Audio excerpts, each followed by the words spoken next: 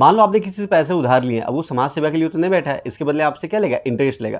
तो interest basically दो type का होता है, एक सिंपल इंटरेस्ट, दूसरा कंपाउंड इंटरेस्ट। तो आज के इस वीडियो लेक्चर के अंदर मैं आपको बताऊंगा कौन सा इंटरेस्ट आपके लिए फायदेमंद होगा। तो चलिए आइए सिचुएशन को समझते हैं।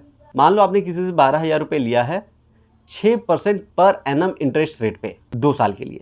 तो आपको बताना है कि सिंपल इंटरेस्ट आपका कितना है और कंपाउंड इंटरेस्ट कितना है। चलिए आपको मैं फाइनल अमाउंट निकालना सिखा देता हूँ। चलिए पहले देख लेते हैं सिंपल इंटरेस्ट, ठीक है। तो 12,000 रुपये आपने उधार लिया है, इंटू टाइम कर दीजिए 2 साल के लिए, इंटू 6 करेंगे और परसेंटेज का बटन को प्रेस कर देंगे। 6 इंटू क्यों करा, क्योंकि 6% का रेट ऑफ इंटरेस्ट था। तो ये निकल के आ गया आपका सिंपल इंटरेस्ट। फाइनल अमाउंट क्या होगा, इसमें प्रिंसिपल को ऐड कर दीजिए प्लस 12,000, तो ये आ गया आपका फाइनल अमाउंट। अब चलिए कंपाउंड इंटरेस्ट को कैलकुलेट कर लेते हैं, वो डायरेक्टली मैं अमाउंट ही निकालना सिखा देता हूँ, ठीक है।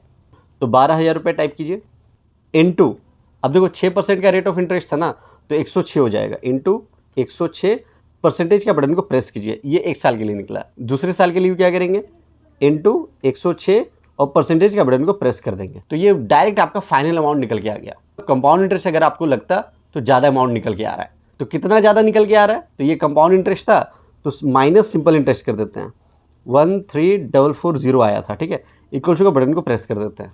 तो अगर कंपाउंड इंटरेस्ट आप पे लगाता वो तो इतना एक्स्ट्रा अमाउंट आपको देना पड़ता, मतलब सिंपल इंटरेस्ट आपके लिए फायदेमंद रहा। तो देखो इंटरेस्ट देना है तो सिंपल इंटरेस्ट लगवाओ, अगर किसी से लेना है तो कंपाउंड इंटरेस्ट लगाओ, है ना। तो कैसा लगा ये कैलकुलेशन, कमेंट बॉक्स में जरूर कमेंट करके बताइएगा। मिलते हैं नेक्स्ट क्लास में।